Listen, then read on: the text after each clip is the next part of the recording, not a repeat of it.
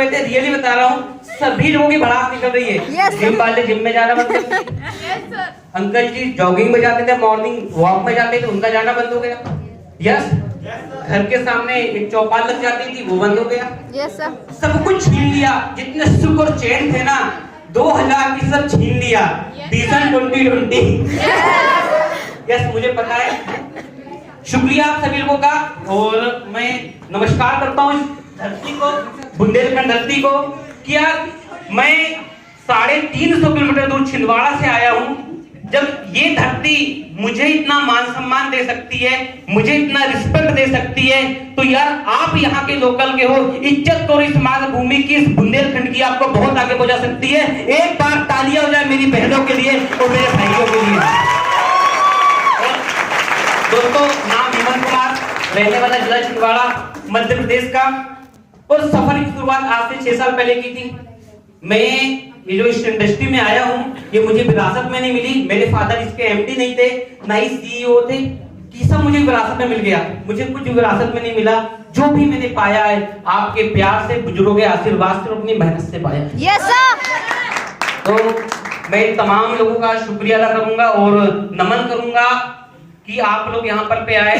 सभी लोगों का, मेरे छोटी बहनों का, मेरे से बड़ी बहनों का, छोटे भाई का, बड़े भाई का, गार्जियंस का, एक बार तालियां हो सकती है। हमारे सभी बड़े लोग यहाँ पर आकर बैठे हुए हैं।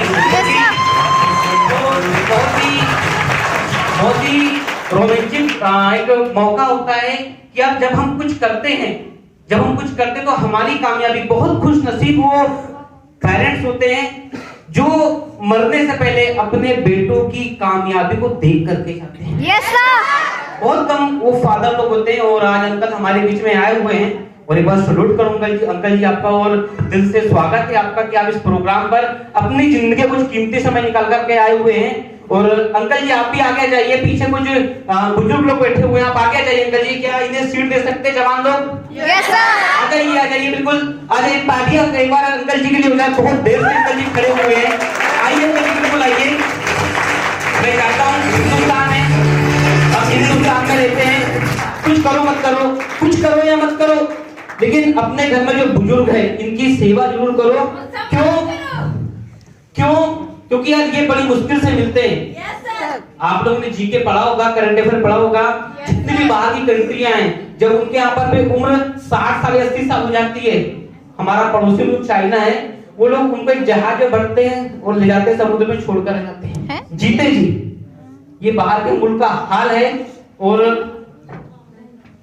पिताजी जब उम्र अच्छी निकल जाती है, तो उन्हीं में से कई लोगों ने उस भगवान का नाम नहीं लेना चाहूंगा, वहां पर छोड़कर जाते हैं। लेकिन प्राउड होता है हमें, हिंदुस्तान में हमने जन्म लिया है, हम लोग इंडियन है, क्या हम लोग ऐसा तो नहीं करेंगे? यस और नो? यस। एक बार तालियां हो सकती है अपने पेरेंट्स के लिए।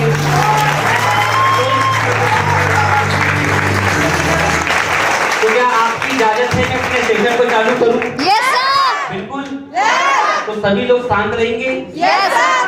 थोड़ा सा बीच में आवाज आ जाती है, पता नहीं आवाज कहां से आती है, तो मैं चाहता हूँ प्लीज ऐसा ना करें, या तो आप बोल दीजिए, मैं सुन लेता हूँ, या मैं कुछ बोल लेता हूँ, आप सुन लीजिए। और मुझे ऐसा लगता है, मैं पिछले 2 घंटे से देख रहा हूँ कि यार जो डिसिप्लिन आपके अंदर है वो कहीं नहीं है। मैं कल सागर में था, हम लोगों ने सागर में बहुत बढ़िया एक इवेंट लगाया, इसका रायसेन में भी, और आज मैं यहाँ पर हूँ। मैं तमाम जगहों पर प्रोग्राम लगाया हूँ। मैं उत्तर भारत और साउथ तक गया हूँ, महाराष्ट्र में गया हूँ, और छत्तीसगढ़ तक में प्रोग्राम लगाने गया हूँ। मध्य प्रदेश के अलग अलग मैंने जिले में, संभाग लेवल में प्रोग्राम लगाए हैं। लेकिन जो मैंने डिसिप्लिन, अनुशासन जिसे हम बोलते हैं, जो अनुशासन मैंने यहाँ पर देखा, जो मान सम्मान मैंने यहाँ पर देखा, मैंने कहीं नहीं देखा। एक बार तालियां हो जाए सभी लोगों वालों के लिए। मेरी और यहाँ पे जो मैनेजमेंटर है, जितने भी मैनेजमेंटर है, हमारे लोधी सर और हमारे पवार साहब हैं, बहुत सारे लोग हैं, मैं सभी लोगों का नाम नहीं जानता। इन लोगों ने इतने शॉर्ट टाइम पे इतना प्यारा अरेंजमेंट किया हुआ है, वाकई में मजा आ गया कि इतने शॉर्ट टाइम पे, क्योंकि हम 9 बजे यहाँ पर आए हुए थे, और मुझे लगा कि यार बच्चे लोग कैसे करेंगे, क्या करेंगे, लेकिन इतने शॉर्ट टाइम पे, मतलब काफी कम चीजों पर आपने बहुत प्यारा अरेंजमेंट किया। एक बार तालियां हो जाए यहाँ के मैनेजमेंट वालों के लिए। बहुत प्यारा प्रेजेंटेशन किया है, मतलब मैंने ब्रिंजे का जो प्रेजेंटेशन देखा वाकई में काबिले तारीफ था। और मुझे लगा कि यार उनका प्रेजेंटेशन देखने के बाद मेरे अंदर से 6 साल पुराना हिम्मत जाग गया कि वाकई में यार कभी हम लोग भी इस तरीके से काम किया करते, लेकिन हमारी बातों में मोटिवेशन नहीं था, वो वजनदारी नहीं थी जो आज बीरेन जी ने स्टेज पर दिखाई। एक बार तालियां हो सकती है हमारे खिलाफ। हमारे होस्टर गजब के होस्टर, हमारे हाइट कम फाइट ज्यादा बोलना चाहिए, बहुत गजब की होस्टिंग किया। वाकई में सैल्यूट करता हूं सर आपको, अपने बहुत प्यारी होस्टिंग की और आगे मुझे लगता है कि आप अपना नाम, अपने पिताजी का नाम बहुत आगे तक लेकर जाओगे। तालियां हो सकती है हमारे होस्टर हमारे दोस्त पार्टनर जिनके साथ मैंने कभी छिंदवाड़ा पर काम चालू किया था, और दोनों ही हम लोग है यहाँ पर पे। हमारे तीसरे सर से इत्तिफाक से मुलाकात हुआ और काफी अच्छा लगा, बहुत दिन बाद हम लोग मिले हुए। एक्चुअली हम लोग काम बहुत जगह पर चलता है और बहुत कम टाइम होता है कि हम लोग मिल पाते हैं। जैसे आपकी परिवार में एक फैमिली होगी तो हमारी भी डिवोर्स फैमिली है। Yes sir. हम सब लोग भाई की तरह ही रहते हैं। सर ने बता दिया हमारे रिश्ते सिर्फ 3 होते हैं, 14 रिश्ता नहीं होता है। तो सर लोग के साथ बहुत समय बाद मिलना हुआ और बहुत मजा आया। वाकई में सर आपने जो बात बोली है, बिल्कुल सर, मिलके हम सभी लोग यहाँ पर एक बहुत अच्छा कारवा, बहुत अच्छा मोमेंटम क्रिएट करेंगे। और एक बार हमारे सर के तालियां हो जाए।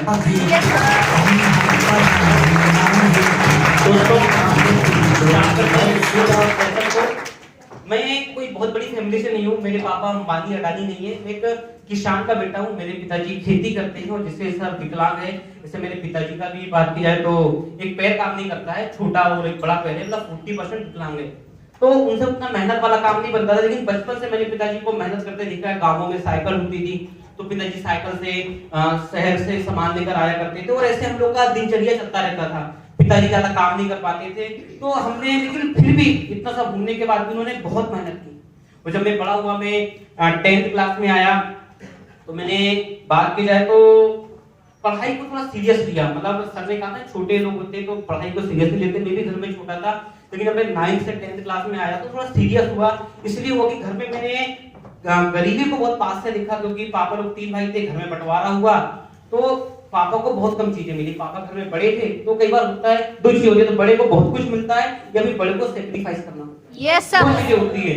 और वो जमाना गया कि बड़े बेटे को ही पूरी राज विरासत मिलती थी। आज के टाइम पे छोटों को दिया जाता है। Yes sir. तू बड़ा है कुछ कर लेगा, लेकिन छोटे भाई तेरा क्या करेगा।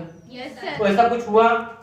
फिर पापा से बहुत सारा काम नहीं बनता था तो पापा वो काम करते थे तो उनसे अच्छे से बन जाता था। फिर भी पापा ने मैनेज किया, हमको पढ़ाया लिखाया, और गर्व करता हूँ कि मेरे पापा ने कभी मुझे मजदूरी करने के लिए नहीं पहुंचाया। जैसा बना उन्होंने मुझे खिलाया पिलाया, और जैसा एक पिता अपने बच्चों को परवरिश दे सकता था मुझे परवरिश मिली। लेकिन हम भी नालायक थे कि हम लोग को पढ़ाई में मन नहीं लगता। हाँ कुछ होंगे, समय बताया मेरे टाइप के, तो यहाँ कुछ मेरे टाइप के भी होंगे, तो हमारा पढ़ाई में खास मन नहीं लगता था। हमें उधम करना बोलते ना, वो एक शब्द होता है बंक मारना, बिगड़ जाना, हम वो बिगड़ जाते थे, ढंग से पढ़ाई नहीं करते थे, अच्छे मार्क्स नहीं आते थे, तो जिंदगी चलती रही। और धीरे धीरे हम 10वीं में सीरियस हुए। फिर किसी ने कहा पॉलिटेक्निक ट्राई मारो, प्री पॉलिटेक्निक टेस्ट ट्राई मारा, मैकेनिकल ब्रांच मिली, लेकिन बोलते ना गॉड हैज अ प्लान, भगवान के मर्जी के बगैर पत्ता नहीं हिलता। Yes sir. लेकिन मानना ये बात साबित है। आज यहाँ पर प्रोग्राम है, आज से 3 दिन से हम इसकी तैयारी कर रहे थे। कई लोगों को बोला गया होगा कि सर आप आइए, आप बैठिए। कुछ लोग बीमार लगे होंगे, कुछ लोग का काम आ गया होगा, कुछ लोग आ रहे थे आज तो उनकी गाड़ी पंचर हो गई, कुछ लोग ऐसा तो उनको याद ही नहीं था प्रोग्राम में हमें आना भी है, नहीं पता। कुछ लोग आते आते पता नहीं कहां चले गए। लेकिन इसमें से कुछ लोग हैं जो इस हॉल पर बैठे हैं, मतलब आप यहाँ पर बैठे हो, इसमें ऊपर वाले की मर्जी शामिल है। यस और नो? और मैं एक चीज जानना चाहूंगा कि कितने लोग हैं जो पहली बार मुझसे रूबरू हो रहे हैं, इंट्रोड्यूस हो रहे हैं, क्या आपको हाथ उठा सकते हैं? ओ माय गॉड, इतने सारे लोग पहली बार मिलने आ रहे हो। एक बार दूसरा हाथ उठाकर अपनी ताली कर दीजिए, तालियां बजा दीजिए एक बार।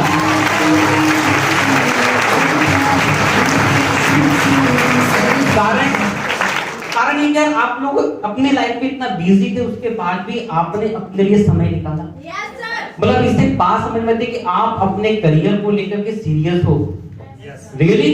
Yes sir. तो बिल्कुल मैं बता रहा था अपनी पढ़ाई के बारे में कि मैंने पढ़ाई को धीरे चालू किया। फिर मैंने 11th में एक सब्जेक्ट चूज करना पड़ता है। सर ने आर्ट्स किया तो बीए किया, कोई बात किया तो मैथमेटिक्स लेता है तो बीएससी करता है। तो मैंने एग्रीकल्चर से पढ़ाई की और एक टेस्ट होता है एग्रीकल्चर के बाद, अगर आपको गवर्नमेंट कॉलेज चाहिए तो पीएटी टेस्ट होता है जिसको बोलते हैं प्री एग्रीकल्चर टेस्ट। मैंने उसको ट्राई किया, क्रेश कोर्स में अपना एडमिशन कराया और पढ़ाई किया, तो बड़ी शिद्दत से पढ़ाई की। और हमारे जबलपुर में कॉलेज है JNKVB, जवाहरलाल नेहरू कृषि विश्वविद्यालय जबलपुर, जो एशिया महाद्वीप का सबसे अच्छा कॉलेज है। मेरा वहां सिलेक्शन हुआ, लेकिन पता है ना, गॉड हैज अ प्लान। उसने प्लान करके पहुंचाया है कि आप कब कहां जाओगे और आपको कब क्या मिलेगा। Yes sir. अगर मिलना होगा तो आपको मिल जाएगा, नहीं मिलना होगा तो मेहनत लाख कर लो, आपके हाथ से आते आते चला जाएगा। Yes sir. लेकिन दूसरी लाइन भी है कि अगर मेहनत ज्यादा हो जाए तो खुदा भी मजबूर हो जाता है आपको वो चीज देने के लिए। Yes sir.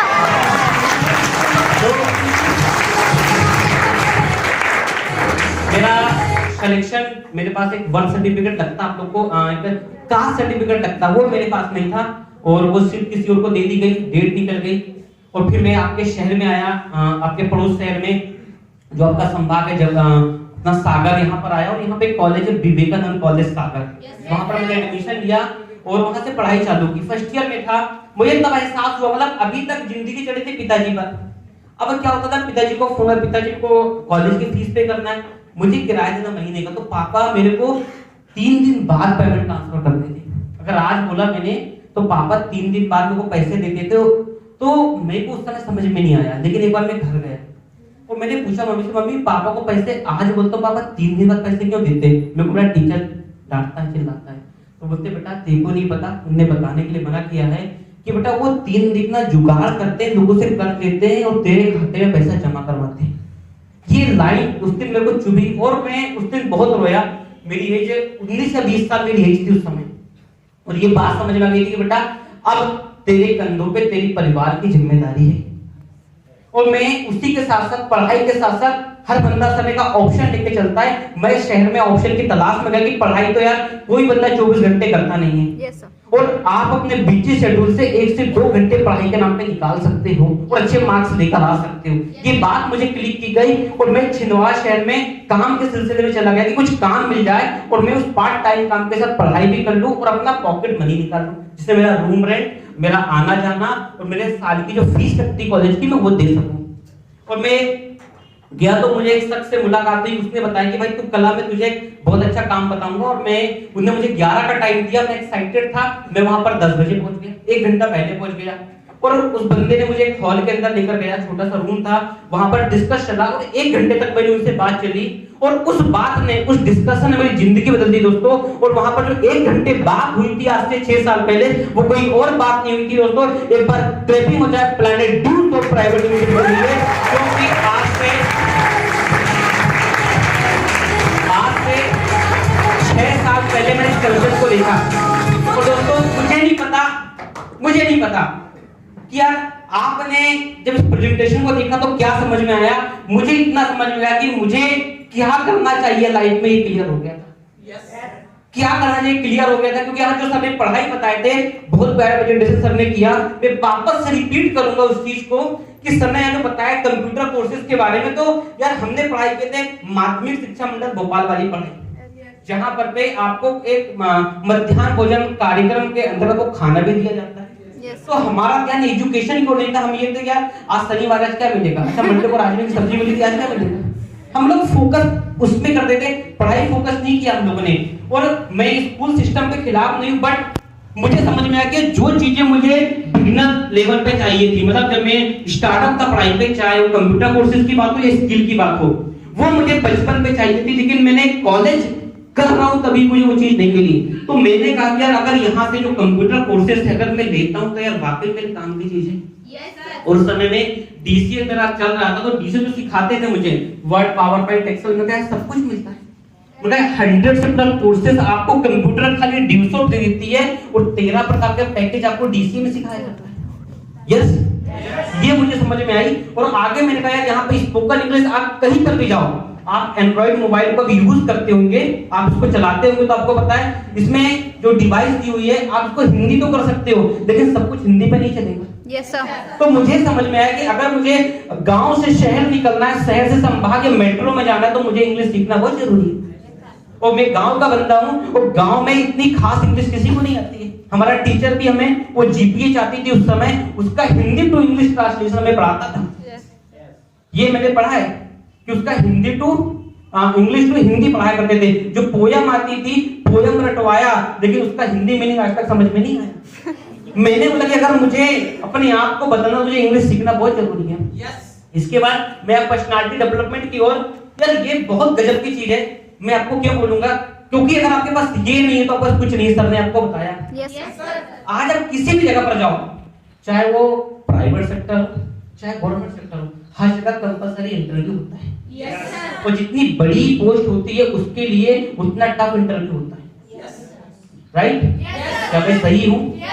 और मैं ये चीज देखता था कि यार मेरा पैंट कहीं भाग रहा है, मेरी शर्ट नहीं भाग रही, पैंट और शर्ट का मैचिंग नहीं जम रहा है, कलर कॉम्बिनेशन नहीं जम रहा है, मेरे बाल कहीं भाग रहा है, मेरा फेस कहीं भाग रहा है, मेरे जूते कहीं भाग रहे हैं। मतलब मुझे नहीं समझ में आता था कि यार मैं किस तरीके से प्रोफेशनल दिखूं, ये मुझे नहीं आता था। प्रोफेशनली बात कैसे करते हैं मुझे ये नहीं आता था।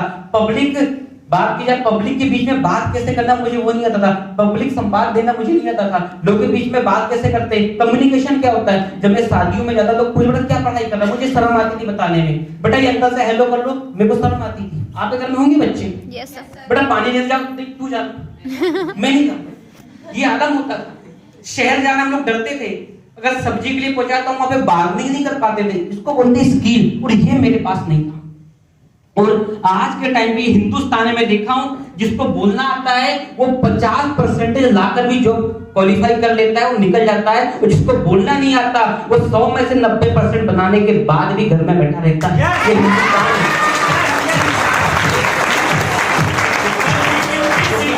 पार्टी का नहीं बोलता हूं, मैं किसी पार्टी का नहीं हूं, मैं तो बस अपनी पार्टी फनी समझते हैं। लेकिन आज देखिए हमारे देश के माननीय नरेंद्र मोदी जी बोलना बहुत गजब करता है। Yes sir. चुनाव के 5 साल पहले मुद्दा निकाल देते हैं और देखो पूरी हिंदुस्तान को चेंज कर देते हैं। ये उनको आता है, कहां उनको सत्ता बैठाना है, कहां नहीं बैठाना है, वो कहां जीतना है। हार में दोबारा चुनाव करा के जीत जाएंगे।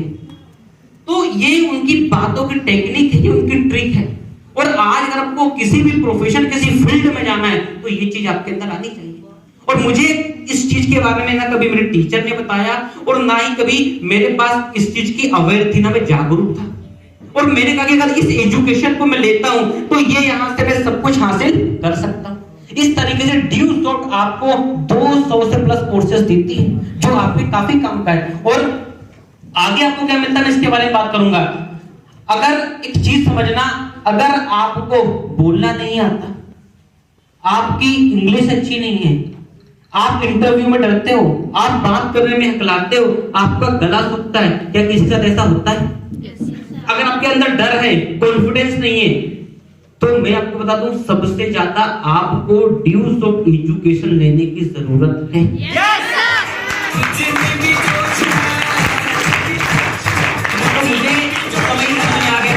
एजुकेशन को मुझे लेना चाहिए और मैंने स्टार्ट किया इस एजुकेशन को लेना। बातें बहुत सारी थी मेरे साथ भी बोलने के लिए, लेकिन मेरा नजरिया पॉजिटिव था। देखो सब कुछ आपके नजरिए पर डिपेंड करता है। अगर आपकी आंख खराब है, आपको मोतियाबिंद हो गया है, आपकी आंख खराब है तो उसका इलाज है। Yes sir. आप जा सकते हो लेंस क्लब में या ऑप्टिकल्स वाले के पास, आप गॉगल बनवा सकते हो या लेंस करा सकते हो। जो लेजर ऑपरेशन आजकल होते हैं 2 मिनट के अंदर हो जाता है। यस, लेकिन आपका नजरिया ही खराब है, उसका कहां इलाज है? No sir. आपका देखने का नजरिया ही खराब है, हर चीज को देखने में आप नेगेटिव सेंस निकालते हो, नेगेटिव बातें करते हो, तो उसका कोई इलाज नहीं है। मैंने आज तक नहीं देखा किसी डॉक्टर के सामने की लिखा है हाँ हेलो दोस्तों आई एम डॉक्टर नजरिया। क्या मिला? नहीं मिला, कोई नहीं मिला। लेकिन दोस्तों यही पर पे मैं जब कंसेप्ट को देखा तो मेरा नजरिया टोटल पॉजिटिव था। मैंने टोटल पॉजिटिव सेंस निकाले यहाँ से। मुझे नहीं पता क्या देखकर बैठे होंगे, कई लोगों को प्लान दिखाया, अरे यार ये तो देता रहता है, ऐसी कई कंपनी है, काम नहीं चलता, लोग नहीं जुड़ते, ये नहीं होता। मतलब ऐसी कई चीजें आपने सुनी होगी और सुनना भी लाजिम है, क्योंकि मार्केट में ऐसी कई चीजें हुई है जो आपने देखा वो मैंने देखा है। बोलते सास भी कभी बहू थी। Yes sir. आज से 6 साल पहले जो सवाल आज आप इस हॉल के अंदर आकर कर रहे हो, इस चेयर में बैठ के कर रहे हो, आज से 6 साल पहले मैंने भी सवाल अपने सीनियर से किया था। क्यों? मैं ड्यू शॉट में 10,000 नहीं लगा रहा था, मैं इस ड्यू शॉट में अपना करियर लगा रहा था। करियर। Yes sir. मैं ड्यू शॉट से मैं ड्यू शॉप से एजुकेशन नहीं ले रहा था, मैं ड्यू शॉप से अपने माँ बाप के सपने पूरे करने की तैयारी कर रहा था।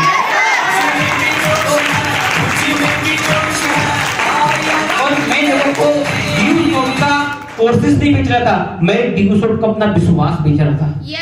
तो मैंने कहा सर मेरे ये सब सवाल है और सारे सवाल से लिखूंगा सर, संस्थाएं आती है उसका संस्थाएं भाग जाती है। बोले हेमंत बिल्कुल होता है, लेकिन मैंने भी ऐसा देखा है। लेकिन बोले ये जो संस्थाएं 24 साल पुरानी है, सॉरी 21 साल हो चुका है। 24 अक्टूबर सन 2000 को संस्था दिल्ली में लॉन्च हुई और आज इसको पूरे इंडिया में काम करते हुए 21 साल हो चुके हैं और सक्सेसफुली रन कर रही है।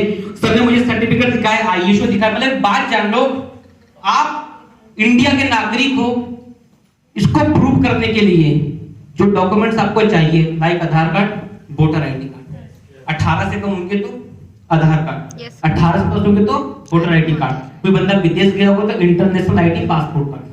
वो तो किसी के पास होगा नहीं अभी। मतलब 2 कार्ड चाहिए जिसमें एक आपके पास है। एक डॉक्यूमेंट से, एक कागज से आप लड़ लेते हो जाकर कोर्ट तक कि मैं हिंदुस्तान का नागरिक हूं, I am Indian, I am not terrorist. Yes, इतना आपको प्राउड है अपने आप को, इतना विश्वास है। दोस्तों जब एक छोटे से कागज के टुकड़े में आप इतना सब कर लेते हो, तो ड्यू शॉप के पास इतने सर्टिफिकेट है जितने कॉलेज एक यूनिवर्सिटी को मान्यता देने के लिए होते हैं, उससे कहीं ज्यादा सर्टिफिकेट आज ड्यू शॉप लेकर के बैठी हुई है।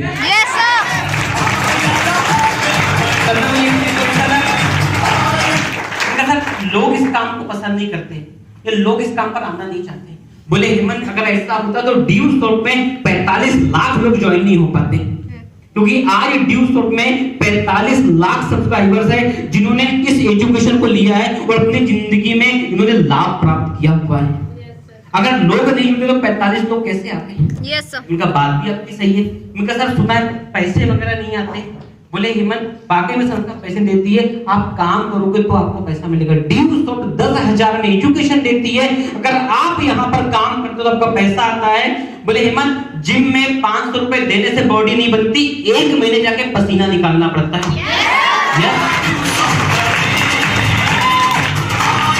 20,000 की दुकान से बीज सीड्स लाने से खेत में नहीं लग जाता, हल लेकर के जमीन का सीना चीरना पड़ता है, पानी बगाना पड़ता है, मेहनत करना पड़ता है, तब जाके वहां से फसल निकलती है। यस, ये बात मुझे सर ने समझाया और फिर मैंने काम करना चालू किया, क्योंकि मैं एकदम क्लियर हो चुका था। अब मुझे लोग मार्केट में बोलना चालू कर दिए, बोले ऐसा होता है वैसा होता है। हम बोले यहाँ कुछ लिखा हुआ है क्या? दिखा है बिल्कुल, दिख रहा है, दिखा है पागल गधा बेवकूफ दिख रहा है।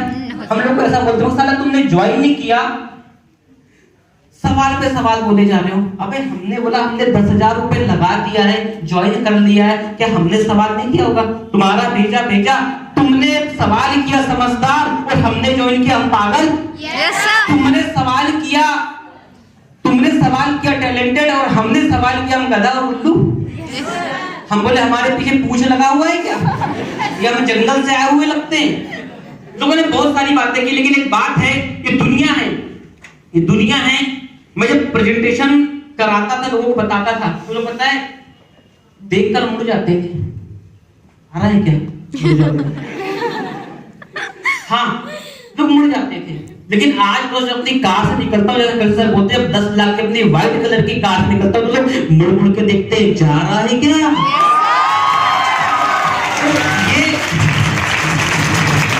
ये चीज मुझे समझ में आई। तो दोस्तों में निकल गए काम, बोले चेक नहीं आते, हम 2000 का चेक दिखाया। बोले 2000 का चेक आता है, अगला चेक आता तो हम ज्वाइन कर लेंगे। हमने 3500 का चेक दिखाया। बोले इतना तो कोई भी कमा लेता है, वो बताते ना वो पर 50 पे 30,000 आता है, वो कमाओ तो जाने ज्वाइन कर लेंगे। हम बोला ठीक रुक, फिर काम चालू किए। हमने बोला देख चेक, ये एसबीआई की पासबुक, इस पे एंट्री, ये टीडीएस भी गवर्नमेंट को दिए, हमारा कमाई का 5% टीडीएस भी दिए गवर्नमेंट को, ये देख। बोले सब कुछ ठीक है, वो 1.5 लाख बोलते हैं ना, 15 उसके पीछे 400 वो है, तो बताओ। हम बोले ठीक। और उसी बीच में मैंने गाड़ी दिया पल्सर 150 लेकर गया। पहले पापा के पास लेकर गए, पापा को भरोसा नहीं, बोले किसी के लिए आया होगा। हाँ या ना, क्योंकि जो बेटा नालायक हो कृष्णा सर की बातों से या भाषा से सामने बोला था, और वो बंदा कुछ लायक काम करने लोग को विश्वास नहीं होता। ये भी इनने भी कर लिया, भरोसा नहीं हो रहा मेरे को। कैसे? ये आलम तक पिताजी भरोसा नहीं कर। जब आरसी आई मेरे घर में, मिस्टर हेमंत कुमार एसओ मेरे फादर का नाम, उसके बाद फिर वार्ड नंबर सब कुछ लिखा रहा। बोले बेटे ने गाड़ी दिया। मेरे पिताजी पूरे मोहल्ले में बताना चालू कर, मेरे बेटे ने दिया वो जो गाड़ी ना पल्सर ब्लैक ब्लू, मेरे बेटे ने लिया हुआ है। वो जो बंदा सवाल कर उसके पास लेकर के गए, हमने कहा गाड़ी ले दी है। हाँ बोले गाड़ी भी आई, खींच के चली जाएगी। हम बोले नो टेंशन ना ले, अभी ये खींच के जाएगी, ये खींच कर एक और लेकर के आएगी। Yes sir. दोस्तों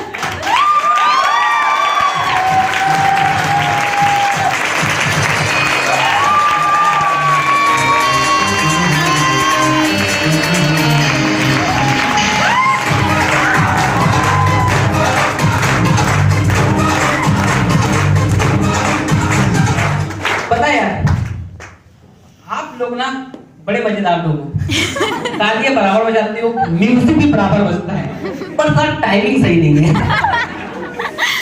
टाइमिंग सही नहीं रहती है। तो वो दिखाया, फिर मैंने कहा सर मेरे मोहल्ले में बनता है। सर बड़ा उंगली करता है मेरे पीछे। बोले क्या सर? वो 1.5 लाख रुपए कमाना। सर बताओ मेरे को, आप जो बोलोगे मैं वो करूंगा। मैंने बोला सर, बोले ठीक है मैं तुमको बताऊंगा। मैंने कहा सर एक बात समझ लो। बोले क्या? मैंने कहा सर आप मेरा हाथ पकड़ लो, बोले जैसा बोलोगे वैसा करूंगा। बोलते नहीं हेमंत तू मेरा हाथ पकड़ ले। मैंने कहा नहीं सर, दुनिया बड़ी जालिम है, दुनिया बड़ी जालिम है। सर अगर मैं आपका हाथ पकड़ूंगा लोग मेरा पैर पकड़ेंगे, यस सर, खींच लेंगे, वो सर मैं आपका हाथ छोड़ भी दूंगा। लेकिन सर अगर सर आपने मेरा हाथ पकड़ लिया है तो सर आप मेरी अप्लाई हो सर, फिर दुनिया सर जितना पैर पकड़े खींचे सर, आपके हाथ में वो ताकत है कि दुनिया नहीं छुटा सकती। Yes sir. उसके बाद मैंने प्लानिंग बनाया सर के साथ। हर काम प्रॉपर प्लानिंग पे होता है। मैंने प्लानिंग बनाया और न्यू ईयर आया, आने वाला न्यू ईयर 2021। Yes sir. आज से 2 साल पहले न्यू ईयर के दिन 1/1/2019 आपके भाई का नेट पे फोटो आया, पॉपअप पे फोटो आया, Hemant Kumar this week earn 1.5 lakh रुपए।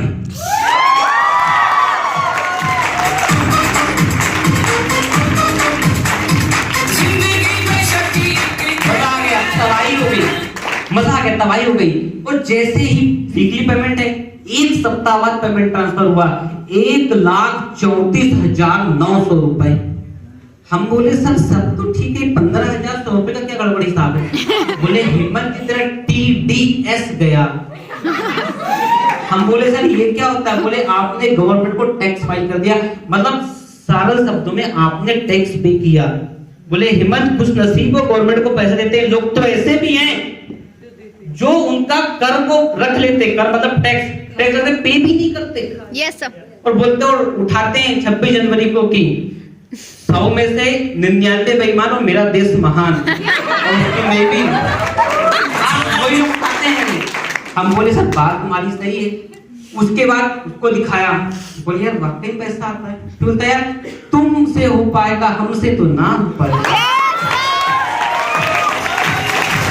हम बोले तू करना भी नहीं, सारी उम्र तेरे को इस बात का पछतावा होगा कि मैंने किया क्यों नहीं, और सारी उम्र मुझे इस बात का कुछ होगा कि साला तुझे मैंने कर करके दिखाया। Yes sir.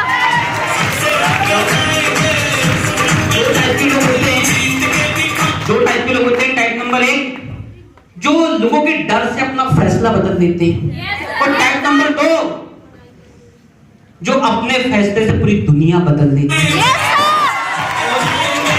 हम टाइप नंबर 1 वालों में नहीं थे, हम टाइप नंबर 2 वालों में से थे कि अपने फैसले से पूरी दुनिया को बदल देंगे। Yes sir. दोस्तों मैंने कैश लगाया 1.5 लाख रुपए, और उसके बाद मैंने सेकंड के बोर्ड लगाया। फिर जिंदगी अच्छी चल रही थी, मजा नहीं आ रहा था। वो गर्मी में जाओ पूरा स्टॉल लपेट के, बड़ी लपट लगती थी, ये पूरा मेरा गला जल जाता था धूप में काम करते हुए। ठंड में दो बार गाड़ी से गिर गया, गाड़ी चला रहा हूँ, पैर पूरे जाम हो गए। कोई बात नहीं, होता है, बीच में ना छोटे मोटे ट्रेलर आ जाते हैं। तो 2 बार वैसे गाड़ी गिर गई, 2 व्हीलर, घुटने वगैरह बंद खोल ली।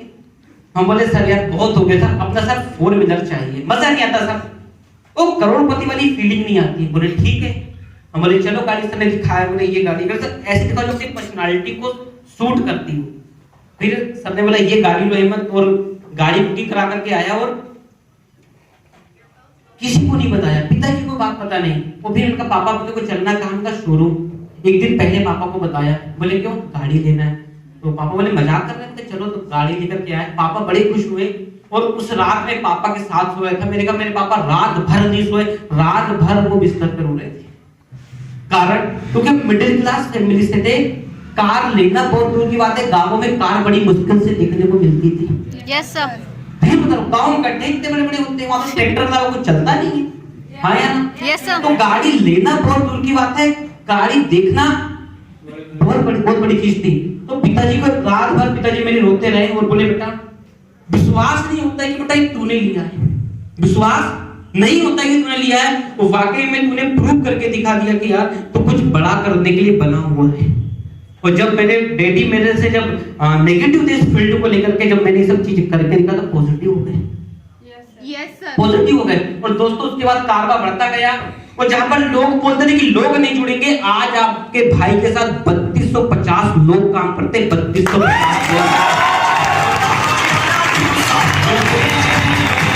जहां पर वो चेक नहीं आता तो आपके भाई का 6 साल का बैंक स्टेटमेंट 14,10,000 रुपए का है। 14,10,000 रुपए आपके भाई ने इस ड्यू शॉप से कमाया है। दोस्तों यहाँ पर मैंने नहीं कमाया, बहुत सारे लोग हैं आज मेरे बिजनेस पार्टनर मेरे साथ हैं, कृष्णा सर, इन्होंने भी अच्छा खासा पैसा कमाया है। लोग बोलते पैसा ऊपर वालों को आता है, बोलते देखो तो कभी नीचे से पैसा नीचे वालों का भी आता है। कृष्णा सर ने पैसा कमाया, आकाश सर ने पैसा कमाया, पंकज जी है, सरकारी जी है, बहुत सारे लोग हैं जो हमारे साथ पर वीक का पैसा कमाते हैं। मैं वो हिंदुस्तानी नहीं हूं जो अपना पैसा कमाऊं, अरे मैं तो वो हिंदुस्तानी हूं जो खुद तो पैसा कमाएगा और लोगों को पैसा कमवा करके जाएगा।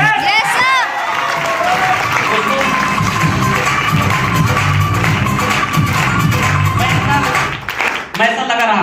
और दोस्तों काम करते करते करते करते दोस्तों और आज हम यहाँ तक पहुंचे हुए, और मैं आपको यही बात बोलूंगा, आज मैं बुंदेलखंड की धरती पर खड़ा हूँ और यहाँ की बड़ी ही प्यारी कहावत है और बड़ी प्यारी चीज है जो मुझे बार बार मोटिवेट करती है, बार बार आपको खींचती है। वो लाइन ये है कि ना धूप लगे ना ठंड, जय हो बुंदेलखंड।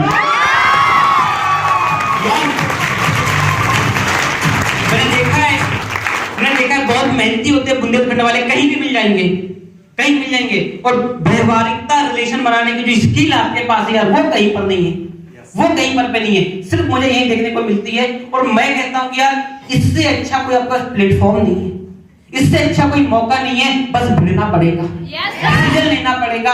और आपको बता दूं मैं, जिस डायरेक्ट सेलिंग को लोग आज हम कंपनी वाला काम बोलते हैं, जोड़ने वाला काम बोलते हैं, भारत सरकार ने, इंडियन गवर्नमेंट ने बात की जाए तो इसके लिए गाइडलाइंस लेकर के आती है, इसके लिए नियम लेकर के आए। 9 सितंबर साल 2016 को कैबिनेट पे इसके लिए मंजूरी मिल गई है, इसके लिए डिपार्टमेंट बन चुका है और डायरेक्ट सेलिंग की गाइडेंस आ चुकी है। और आपको बता करके मुझे बहुत खुशी होती है, मुझे अच्छा लगता है कि हिंदुस्तान में 12 ऐसी यूनिवर्सिटियां हैं जो सिर्फ डायरेक्ट सेलिंग को ही पढ़ाती है, बस और कुछ नहीं पढ़ाती। हमारे हिंदुस्तान में 12 ऐसी यूनिवर्सिटियां हैं। और एक बात आपको बता दूं, पढ़े लिखे में कुछ आंकड़ों पे बात करूंगा, तथ्यों में बात करूंगा। 2018 में विश्व में सबसे ज्यादा डायरेक्ट सेलिंग से पैसा कमाने वालों की संख्या में जो देश था वो था अमेरिका, और सेकंड में आता था चाइना। साल 2018, साल 2019 चाइना टॉप पर गया। चाइना आज 2019 की अगर मैं बताऊं, 2020 का आंकड़ा नहीं आया कोरोना के चक्कर में, लेकिन 2019 में चाइना टॉप में था और यूएसए सेकंड पायदान पर आ गया। और हम इंडिया जो बहुत गर्व करते हैं, बहुत फख्र करते हैं, होना भी चाहिए, गर्व होना चाहिए, लेकिन जो पुराने कर गए उस बात का नहीं, इस बात का मुझे कि मैं भी कुछ करके जाऊंगा। और मैं जब उस लिस्ट को उठाया, मैंने देखा तो मुझे बहुत शर्म आई, हिंदुस्तान का नाम डायरेक्ट सेलिंग के पायदान पे 23वें 24वें स्थान पर आता है। मतलब जो विश्व गुरु बनने की बात करता है, जो लोगों को एंटरप्रेन्योर बनाने की बात करता है, जो लोगों के अंदर स्किल बिल्ड करने की बात करता है, यार वही देश इतना पीछे। पता कारण क्या? हमारी सोच, हमारा अंदर का अवेयर, हम जागरूक नहीं। हमारी आदत क्या है? सारे गलत काम करेंगे, पिताजी से नहीं पूछेंगे। और सारे अच्छे काम करने की बात आएगी तो पिताजी से पूछेंगे। और देखो गलती हमारे बुजुर्गों की नहीं है, बड़े भाई की नहीं है, बड़ी बहन की नहीं है, ना हमारे पिताजी की है। उनके समय में डायरेक्ट सेलिंग था ही नहीं, कोई डायरेक्ट नहीं चलता था। डायरेक्ट सेलिंग आज हमारे हिंदुस्तान पे आया हुआ है, इस जनरेशन में आया हुआ है, आज हमें पकड़ना चाहिए। हर 20 साल में हिंदुस्तान बदलता है, उसकी दशा और दिशा बदलती है, काम करने के तौर तरीके बदलते हैं। कैसे? पहले के जमाने में धोती कुर्ता पहनते थे, यहाँ कितने पहन के आए? सिर्फ अंकल, क्योंकि अंकल पुरानी एज के। Yes, sir. कोई इसके अलावा है? No, sir. मतलब भारत बदल गया? Yes, sir. ये साहब बदला या नहीं बदला? Yes, sir. पहले लोग बड़ी बड़ी मूंछ रखते थे, आज बियर्ड लुक का जमाना आ गया। बदला या नहीं बदला? Yes, sir. Yes Yes. सहमत हो मेरी बातों से? पहले लोग कमाई का जो रास्ता था, लोग जॉब को मानते थे। यस लोग जॉब को ही मानते थे। और दोस्तों 1960 से लेकर के 2000 तक ये सही थी, जॉब करना चाहिए था। लेकिन जब उस समय हमारी इंडिया पे आई, लोगों ने इसे एक्सेप्ट नहीं किया। क्यों? अंग्रेजों के जमाने में नौकरी इतनी बेकार होती थी कि आपसे काम कराते थे, कोड़े अलग मारते थे, पैसा अलग नहीं मिलता था, और कार्टून वाले कपड़े पहना देते थे। घोड़ा आगे चल रहा है, पीछे पीछे सैनिक को दौड़ा, ये आलम था उस समय। Yes. तो लोग जॉब से नेगेटिव थे। अंकल के जमाने में नौकरी आई हुई थी, या तो इनके पिताजी ने को करने नहीं दिया, या जब इनके बच्चों के टाइम पे नौकरी आई तो इन्होंने बेटा नौकरी के चक्कर में नहीं पड़ना। मेरे दादा यूपी में रहते थे, 5 भाई थे, यूपी में इतनी बेरोजगारी थी, वो भाग करके 1965 के आसपास में जबलपुर आए और वहां से पहुंचे छिंदवाड़ा में WCL एक एरिया है जिसको बोलते हैं वेस्टेड कोलफील्ड लिमिटेड, वहां कोयला निकलता है। तो वहां पर जाके भर्ती हो गए और जब रिटायर हुए तो उन्हें 15-20 लाख रुपए मिला। लेकिन उस समय जो मेरी दादा की जो माँ थी वो बोली बेटा आप लोग आ जाओ, क्या करेंगे इतना पैसा कमाकर, इतनी जमीन पड़ी हमारे पास, तो ही तो एक तो मेरे लिए है। मतलब लोग ऐसा बोलते थे। कुछ लोग माँ बाप की बातों में पिघल कर चले गए, और सही भी था वो कि माँ बाप की सेवा करना चाहिए। उन्होंने सारी जिंदगी सेवा की, लेकिन जब माँ बाप बीमार पड़े तो उन्हें प्राइवेट हॉस्पिटल में ले जाने की जगह गवर्नमेंट हॉस्पिटल में, क्यों? उनके पास पैसा नहीं था। Yes. लेकिन वहीं पर पे थोड़ा सा एक डिसीजन लेकर के जॉब कर लेते। जब माँ बाप बीमार पड़ते तो गवर्नमेंट हॉस्पिटल लेकर नहीं जाना पड़ता, गवर्नमेंट सेवा नहीं देनी पड़ती, सब कुछ प्राइवेट होता। Yes, sir. Yes sir no. और दोस्तों लेकिन उस समय जॉब का अपोज हुआ, लोगों ने उसका मजाक उड़ाया। लेकिन आज देखिए साल 2000 से लेकर 2020 में हम लोग आज खड़े हुए, ये लास्ट मंथ जा रहा है 2020 का। आज देखिए जॉब का क्या हाल है, कंपटीशन है, क्योंकि ये दौर आ चुका है डायरेक्ट सेलिंग इंडस्ट्री का। मैं नहीं बोलता हूं, गवर्नमेंट बोलती है। मोदी जी की मन की बात मैंने कई बार जिक्र किया है। यार मोदी जी को फॉलो करने के लिए, फॉलो करने वालों उनकी बातों को फॉलो करो, उनको फॉलो मत करो। उन्होंने बोला क्या? उन्होंने ये बोला कि हमारे देश में जॉब सीकर, मतलब कि जॉब मेंटालिटी से बाहर निकलिए, जॉब क्रिएटर बनिए, जॉब लेने वाले नहीं जॉब देने वाले बनिए। इसलिए उन्होंने MSME में 300 करोड़ रुपए लेकर आया और लोगों को कहा कि आप हमसे पैसे लेकर जाओ, छोटा मोटा उद्योग खोलो और पैसे 1 साल बाद देना चालू करना। Yes sir no? Yes. यानी ये गवर्नमेंट ने हमारे हिंदुस्तान में लेकर के आया। देश के प्रधानमंत्री इस बात को भूल गए, देश के राष्ट्रपति इस बात को भूल गए, हमारे प्रदेश के मुख्यमंत्री ने इस बात को बोल दिया कि अब प्रदेश में 2% नौकरियां बची है, देश के युवा नौकरी के चक्कर में ना पड़े। ये बोल चुका है, लेकिन हमारे दिमाग में वो बात घुस नहीं रही है, क्योंकि 20 साल से इस ढक्कन को जंग लग गया है जॉब का, वो ढक्कन नहीं खुल रहा। Yes.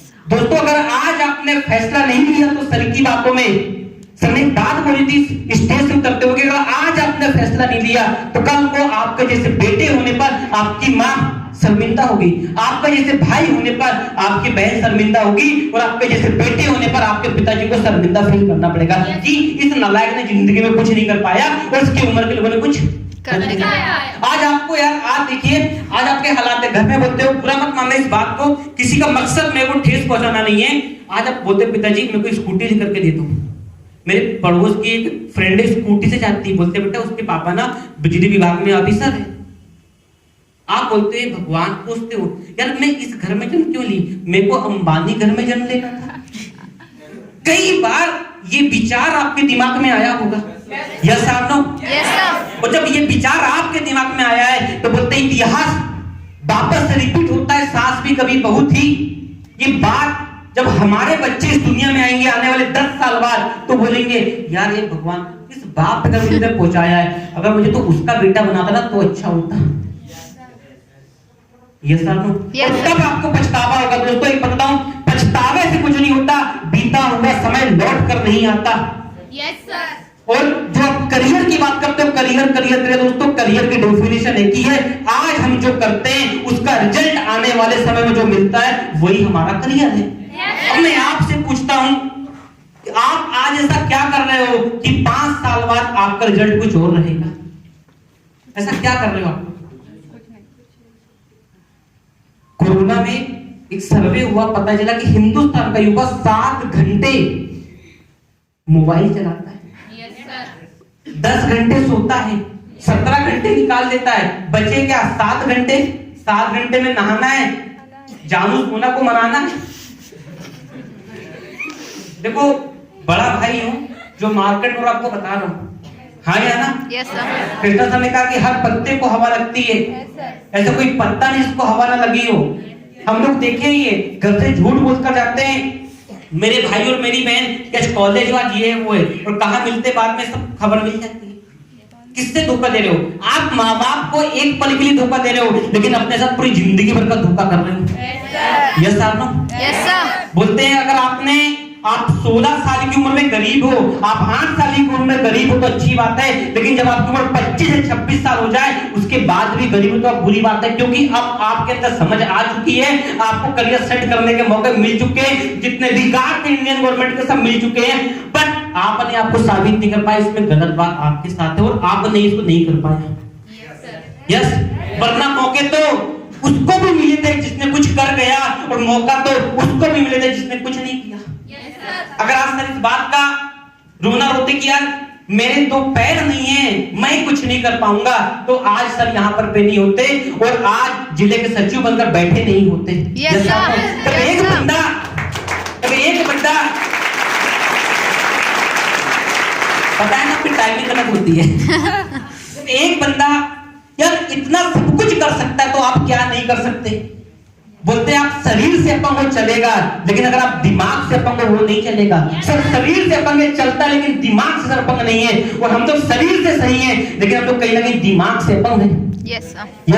और जब सर कर सकते हैं लेकिन मानना कोई भी कर सकता है, कोई भी कर सकता है। तो क्या तैयार हो?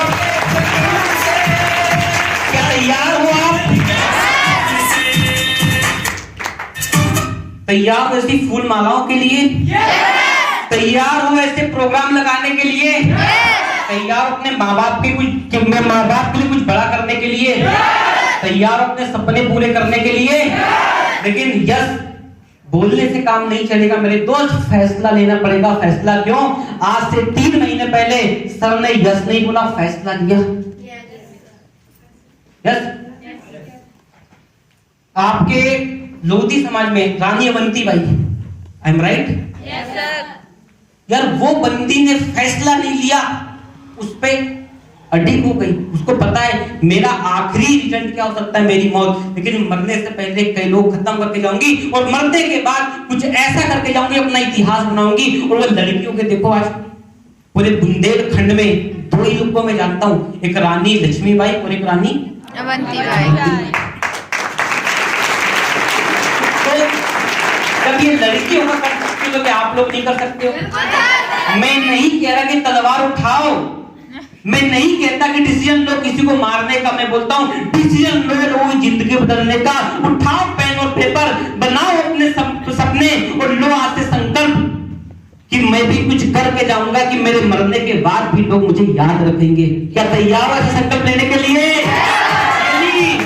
तो संकल्प लेने वाला इंसान बैठा नहीं होता है, अपनी चेयर पे खड़ा होकर कमिटमेंट लेता है कि यस सर मैं तैयार हूं, यस सर,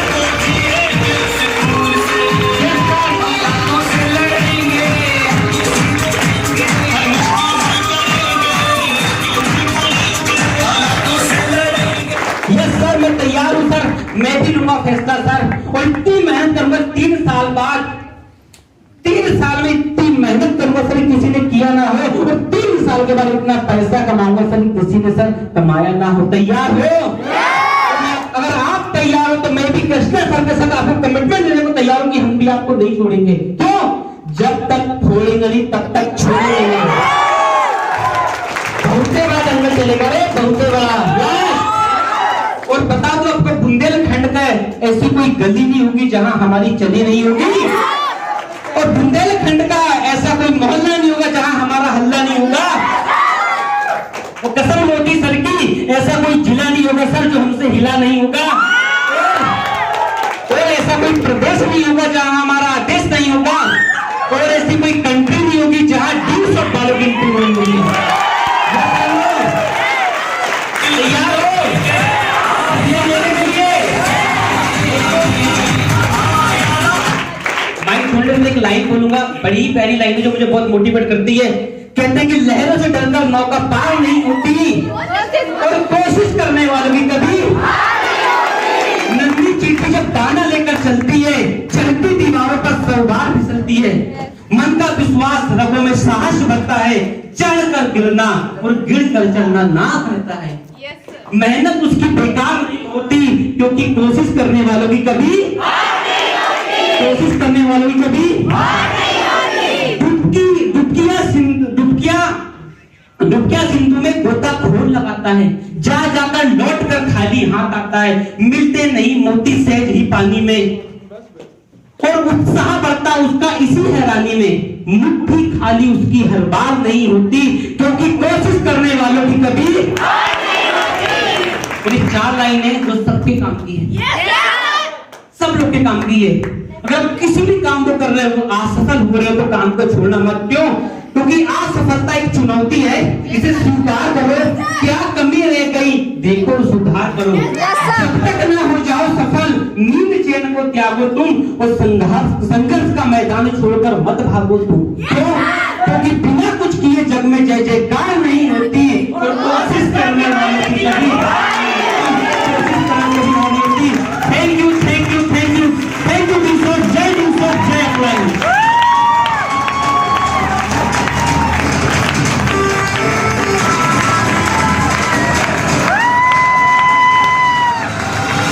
बहुत